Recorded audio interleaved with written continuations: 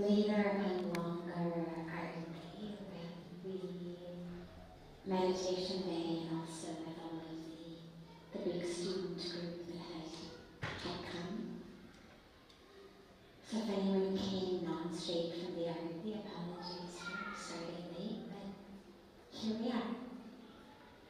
We will start as always with one of the questions that comes in advance from our family joining us from all over the world through the beautiful gift of the internet. And then we open it up to any questions that any of you might have. And there's a microphone right here, so if you have a question, feel free to come to the mic, share your name, share your question, and where you're from.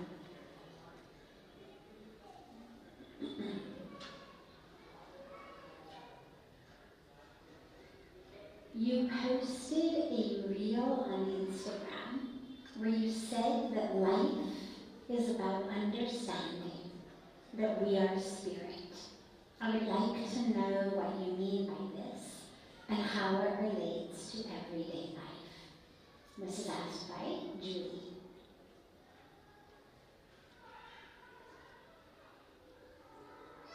It always makes me happy to know that people are actually watching the things that we put so much time and love into creating and putting out in the world. So I'm very happy that Julie actually was watching the videos. The understanding that we are spirit is an understanding that brings us into truth, brings us into meaning, and brings us into connection. So the falsehood is the idea that we are physical matter. There's two ways of looking at the world. One way in which we call it the materialistic viewpoint, in which everything is matter. And therefore, I am matter. I'm a body, I have a weight, I have a height, I have an area of volume. I have all of that.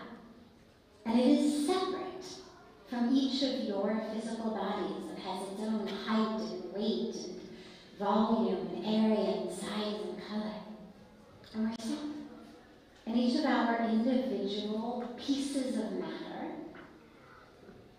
were born at different times in different places, have been through different times and experiences. And when we identify as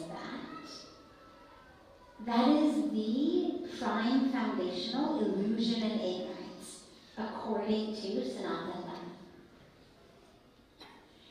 Spirituality is the truth. Spirituality says you have a body, but you're not the body. You are that which is unchanging. Your body keeps changing. Your size, your height, your weight, your volume, your area keeps changing. Even if you're one of those people who maintains, a really consistent body weight, that's only because you measure in pounds or kilos. If you measured in, milligrams, you realize you keep changing. Every drop of water you drink, every time you sweat, every time you go to the bathroom, your weight keeps changing. Size keeps changing, everything keeps changing. Color keeps changing, get a little bit of sun. Maybe it's not distinguishable to the naked eye, but the physical body keeps changing. Core spirituality says you are not that which keeps changing. You are that which is eternal and constant. That is what we call spirit or soul. Divinity, consciousness, truth, love, whatever words you use. That flows through this body, but it's not contained by the body. So there's no separate me over here and separate you over there. There's no empty space between us. When we recognize that we are spirit, we recognize that we are inextricably linked, connected to each other. That we are not separate, that same spirit same soul flows through all of us. That we are metaphorically like simply different waves of the same ocean. And that's why it's so important to understand, because if you don't realize that, then you live your life thinking you're the body, and you suffer. Realizing who you are, what you are, brings you into truth. It heals the suffering. It shows you the path. And so it becomes kind of the answer to quite literally everything that ails you. Even the stuff you don't know ails you because you're living in an illusion. So that's why I said in that video that you saw that recognizing your spirit is so important, because it pulls us out of illusion and into truth. And when I realize I'm spirit, then I realize so are others. And so I stop objectifying myself and others and start seeing self and others as spirit. So that is why, and thank you, Julie, for watching the online videos and opening it up to any questions that anyone here has. Yeah?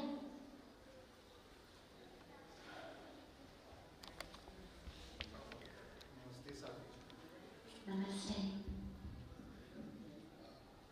My question is that since you're coming from higher education academics, in academics, the search for truth takes the shape of specialized language and evidence.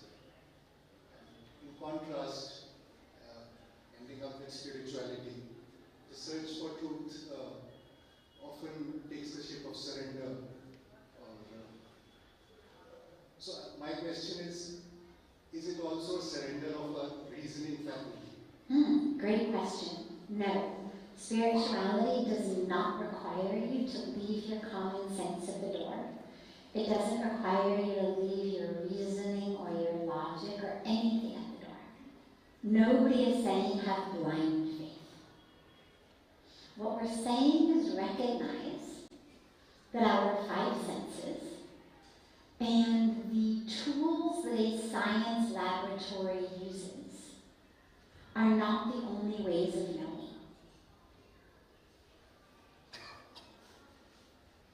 The truth, according to what we would consider reason, evidence, is considered reasonable, and it's considered valid evidence if it is able to be known by the tools our science laboratories have developed. Can you see it under a microscope? Can you see it in a telescope? Can you weigh it? Can you measure it? Can you touch it? If so, it exists. That is evidence. This is its height, this is its weight. Whether it's microscopic, whether it's in outer space, but one of our tools must be able to verify its existence in order for it to be true by science. One of our five senses must be able to come to know it. Either we can see it or we can smell it. You know, there are plenty of things we can smell but not see. A scent is a thing. How do you know? I can smell it. A science machine can actually capture it.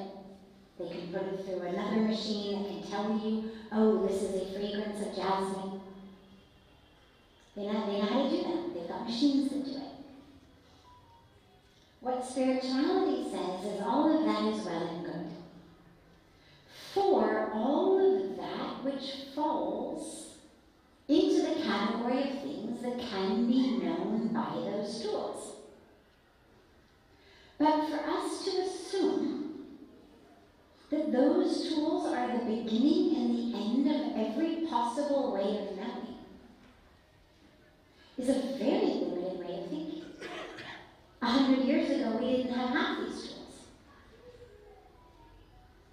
And if scientists had not been open to the possibility, if there had had not been essentially rogue scientists who dared make statements, make hypotheses, like Galileo, like Copernicus, like Einstein restarted.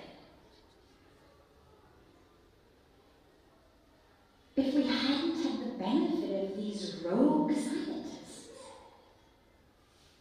we'd be stuck back in, Newtonian physics. There'd be no quantum mechanics, there'd be no quantum science. Teachers would still teach that the earth was flat and that everything revolved around it. We would be taught the story of creation, because what Darwin said was sacrilege, not just to the religious people, but to the world of science. But throughout history, we've had the benefit of these rogue scientists who said, I understand it doesn't fit in a beaker. I understand that the equations that we've previously formulated cannot explain this. But that doesn't mean it doesn't exist. All that means is that we need to write new equations. It means we need to make bigger beakers, or a different way of containment. But we're now at a point where it's, okay, how do we measure that which can't be contained? Science will get there, I deeply believe, assuming that we can stave off climate change and environmental destruction long enough to come to kind of a pinnacle of scientific discovery. I believe there absolutely will be a time in the not too distant future when things like the soul is something that science is able to see. Maybe not see with our naked eyes, but it develops the ability to see it. That it develops some kind of a machine that is able to pick up on a level of energy. Currently, science can pick up on energy that is heat, that is light, that is magnetic. I'm sure there are others, but those are the forms of energy that so far our machines can pick up on. But I'm sure it's just a matter of time before they develop a machine that can pick up on other forms of energy. But the fact that we don't have that machine yet doesn't mean it doesn't exist. It just means we don't have a machine yet. Like before the telescope, it was perfectly reasonable to believe that the earth was flat and everything revolved around it. Looks like that. If you look up in the sky, yeah, it looks like the sun is revolving around us. Look, here it comes, there it goes. But as our tools get bigger and better, we realize, oh my God, we're revolving around the sun, not vice versa. We just need bigger and better tools, which means until we get those tools, science needs to stay humble enough, in my opinion, and those of us who are scientists need to stay open-minded enough to say, all of this is true as far as our ways of knowing are true.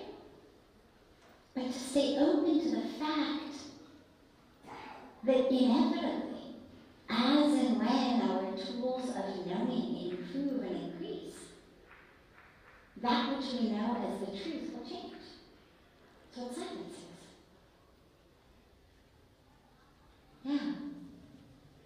So absolutely use your reasoning. Do not leave your reasoning at the door. But just make sure that your reasoning is not boxed in by the laws of science.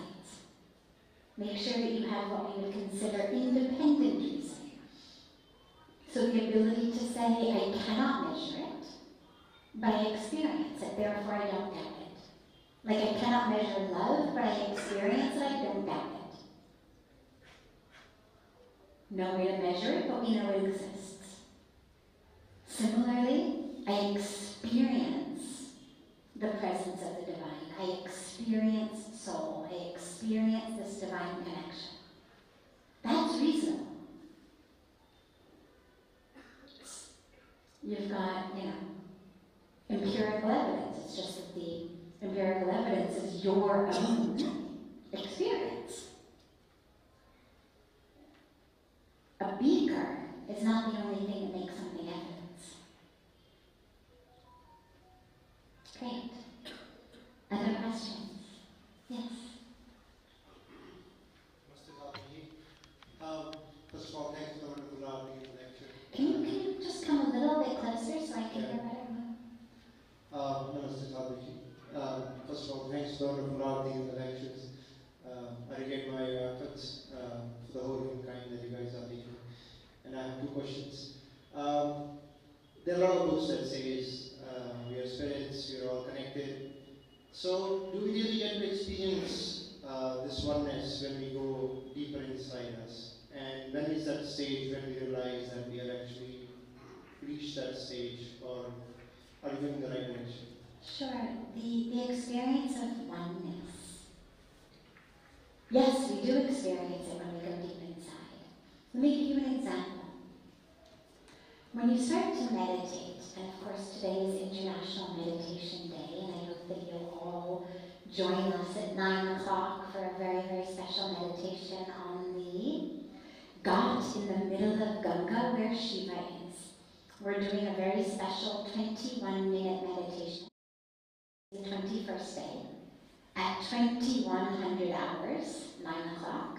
For 21 minutes, we will meditate together at the feet of Lord Shiva, the middle of Ganga. Those joining online, you're welcome to join us as well. It will be all live streamed. But when we meditate, one of the very first things that happens, I sit down, I'm feeling my body, I'm leaning to the left or the right, I settle in. And as I drop deeply, even before I get into very deep states, the moment I reach a state of kind of simple stillness, just a bit of freedom from the games of my mind, something very interesting happens. I begin to lose sense of where my leg ends and the cushion begins. I begin to lose sense of where my foot ends and the floor or the couch, whatever I'm sitting on, begins. Sometimes in summer when the fan is going, you sit to meditate, you begin to feel the fan on, say, this cheek. And not very long in, you start to be able to swear that you can feel that fan literally blow through the face onto this side. These are not super highly exalted states. These are the type of experience that almost everybody who starts to meditate has. And it may arise for you slightly differently. But you're going to have an experience of losing that sense of the physical body. Well, it's interesting, just from a neurological standpoint, the parts of our brain that are dedicated to what we call proprioception. Proprioception is my ability to understand where my body is in space. So proprioception enables me to not fall over when I get off the couch, to not fall into the table. I'm able to understand where I am in relationship to my body itself, so I don't fall over, but also to understand where I am in relation to other objects in space. When they watch the brains of meditators, what they notice is that the area dedicated to proprioception gets very, very, very quiet.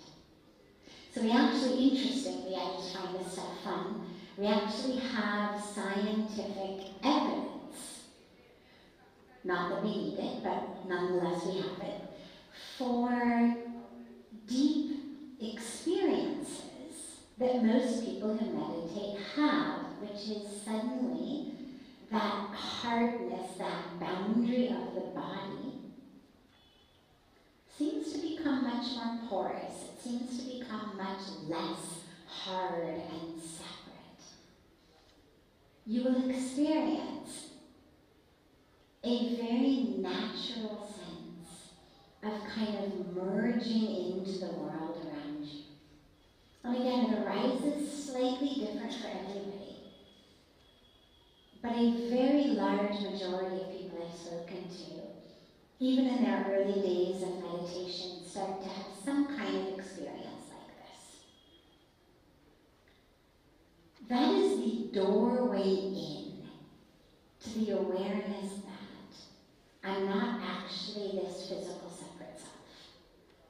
It's just a glimpse, it's just a doorway into, oh my God, that thing that I thought was so separate. Like, here's my leg, there's the pillow. Two totally separate things.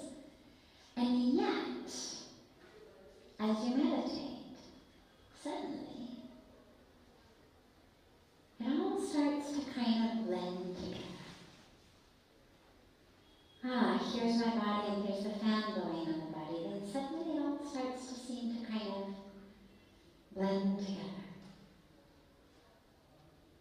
And it's just a peeking through into a doorway of, not nearly as solid as I thought, not nearly as separate as I thought. And then the more meditation you do, as you go deeper, you start to not only experience a sense of kind of merging into the pillow you're sitting on, or the floor you're sitting on, or the fan that's blowing, or the air around you, but you actually start to experience a sense of oneness with all of that around you. A beautiful way to practice that, there's a beautiful meditation technique where as you meditate, you allow your awareness to anchor. Usually I say bring it just in, but this is a different technique. You allow your awareness to anchor in the absolute farthest sound you can hear. So not the person in the next room who's making noise. Not the people hammering 2 doors down. But what is the absolute farthest sound you can hear? Can you hear, like off in the distance, a highway or a bird? Or a child crying like 2 blocks away? I mean, you have to really drop in and allow the awareness to anchor in that sound. And when you do that, once you're anchored in that sound, as you stay there, a very interesting thing happens, which is your experience of self, experience of consciousness, expands from the body all the way out to that farthest point that you've just hooked your awareness into. It's a bit hard to explain semantically. You have to really try it and do it. But go home and try this. Allow that awareness to hook into the farthest sound. And then as you stay aware of that, you're not actively listening to it. So you're not judging it. You're not defining it. You're just fully aware of it. And what you'll notice is your sensory awareness then expands over just a few minutes to kind of occupy all of the space between you sitting in your room and wherever that sound might be coming from. And it's a very powerful experience. It's a wonderful way to open the door into an experience of oneness. Yeah. Yes.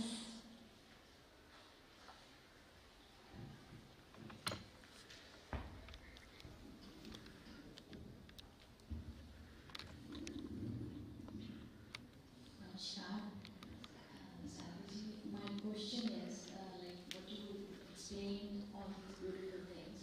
So my question is like, I'm struggling to meditate. It may come as very weird thing, but it doesn't happen the way you said. The way you were talking, I was able to take, like getting into that trance, लेकिन जब हम बैठते हैं, when I sit for meditation, all weird things, all worldly affairs, they hammer me and I don't get to meditate. And just give me something, some beautiful wisdom so that I can reach at least a bit deeper. Beautiful. First of all, do not worry. That is very common and very standard. Swamiji always says, in the whole day, we're so busy. God almost never comes to our mind. But the minute we sit down to meditate, to spend 5 minutes with God, the entire world comes into our mind. That's what happens. Do not worry, it just means you are human. But what you learn are techniques to free the mind from that. One of the techniques I gave briefly in the Arati, the chanting of Soham. You should come and do the 9 o'clock meditation with us. It'll give you a good experience, and what better place to meditate than the middle of Ganga.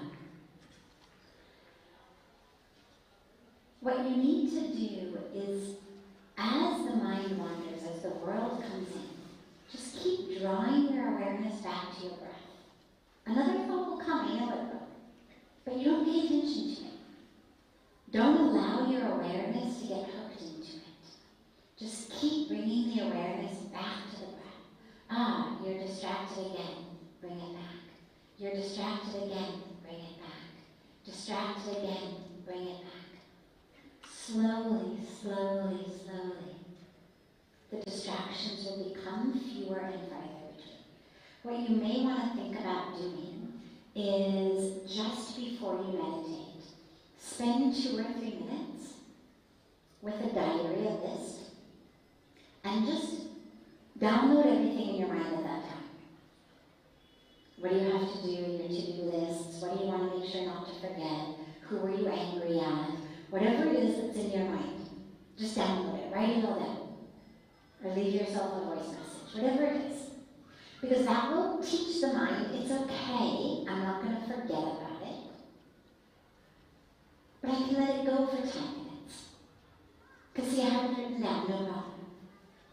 So if you really find that the mind is all over the place too much, take those extra few minutes in advance and just download whatever is in the mind into a diary, into a voice note, onto just a pad, whatever it may be. But some place to get it out, so that when it arises, then you just bring the awareness back to the breath. You don't pay any attention to it. It's like if you're watching clouds float across a blue sky.